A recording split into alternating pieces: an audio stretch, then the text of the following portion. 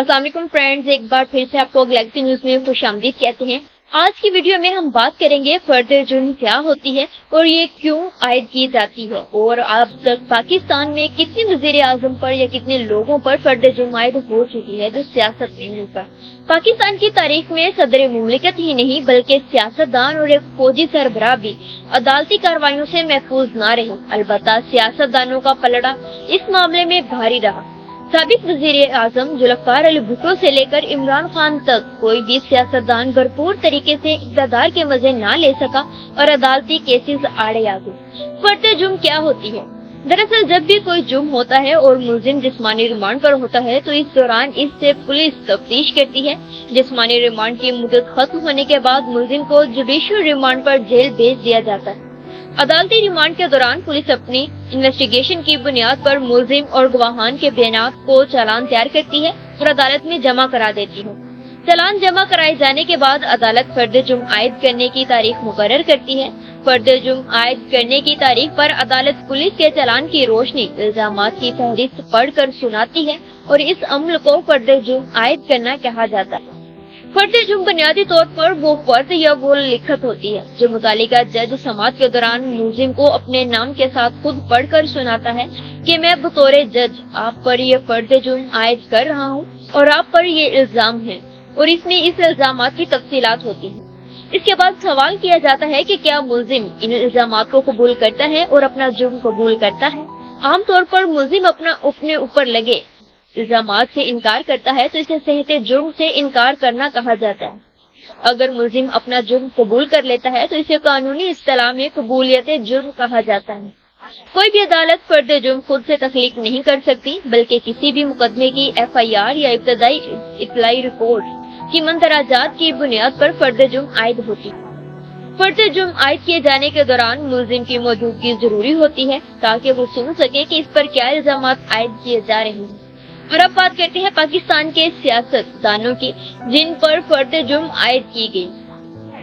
Number 1، Zulfiqar Ali Bhutto. 1993 سے 1997 تک پاکستان کے وزیر اعظم رہے۔ اقتدار سے ہٹائے جانے کے بعد ذوالفقار علی بھٹو کے خلاف کئی کیسز دائر ہوئے، قتل کی سازش کے الزام میں گرفتار ہوئے، فردِ جرم عائد ہوئی، ٹرائل ہوا اور بالآخر پھانسی کی سزا سنا دی گئی۔ اقتدار سے ہٹنے کے 2 سال بعد انہیں تختہ اعدام پر لٹکا دیا گیا۔ نمبر 2، بے نظیر بھٹو۔ اپنے والد کے بعد جب بے نظیر بھٹو پاکستان کی وزیر اعظم بنی، اقتدار میں آنے سے پہلے ہی وہ 2 مرتبہ گرفتار ہوئی اور ایک بار 90 دن کی نظر بندی جبکہ دوسری مرتبہ ریلی سے گرفتاری ہوئی۔ دونوں بار حکومت ختم ہونے کے بعد انہیں اپریل 1999 میں کرپشن کے جرم میں 5 سال قید کی سزا سنائی گئی اور نااہلی قرار دیا گیا، لیکن وہ بیرون ملک ہونے کی وجہ سے گرفتاری سے بچ گئی۔ نمبر 3، نواز شریف۔ اکتوبر 1993 میں طیارہ سازش کیس میں گرفتار ہوئے لیکن بعد ازاں ملک سے باہر 10 سال کے لیے بھجوا دیے گئے۔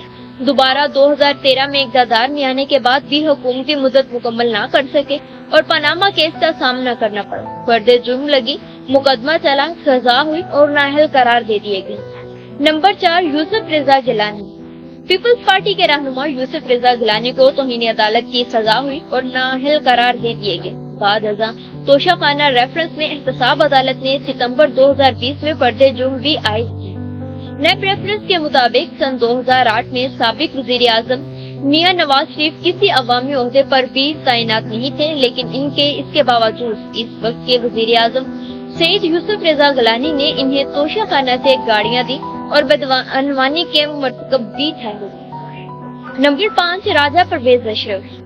پیپلز پارٹی کے سابق وزیر اعظم راجہ پرویز اشرف پر رینٹل پاور پلانٹس میں فرد برد کا الزام تھا جس پر نیب نے ان کے خلاف کارروائی کی۔ ان پر رینٹل پاور کیس میں 2014 میں جبکہ نندی پور ریفرنس میں مارچ 2019 میں فردِ جرم عائد ہوا۔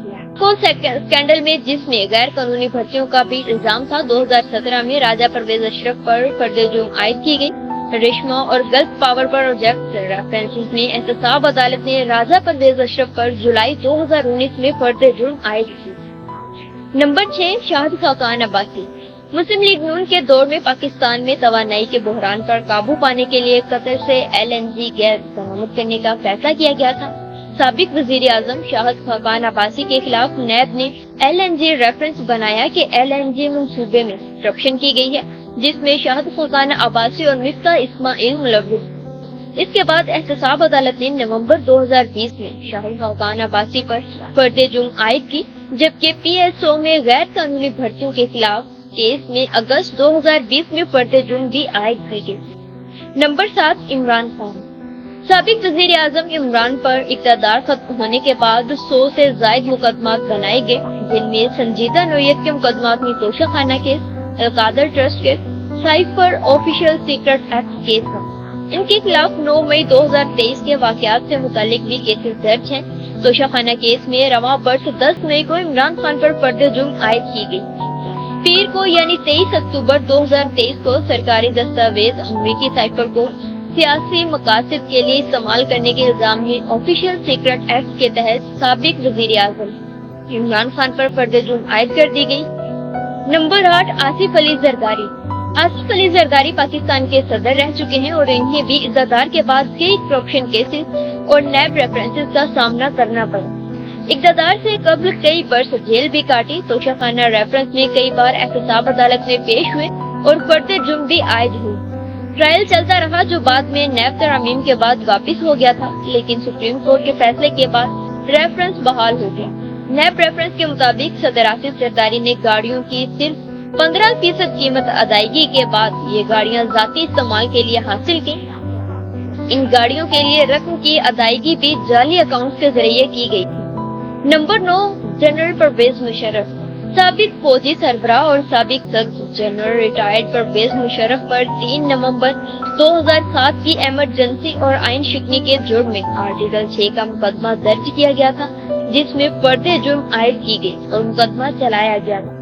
खुसूसी अदालत ने परवेज मुशर्रफ को आर्टिकल 6 के मुकदमे में फांसी की सजा सुनाई थी, लेकिन परवेज मुशर्रफ बीमारी के बाइस मुल्क से बाहर चले गए और मौत वाक़या होने के बाद इनकी मैयत पाकिस्तान लाकर तदफीन कर दी है। ये थी आज की वीडियोस। नाज़रीन, कैसी लगी है कमेंट सेक्शन में लाजमी बताइएगा और चैनल को सब्सक्राइब कर लें ताकि हर नए आने वाली वीडियो का नोटिफिकेशन बआसानी आपको मिलता रहे। अल्लाह हाफ़िज़।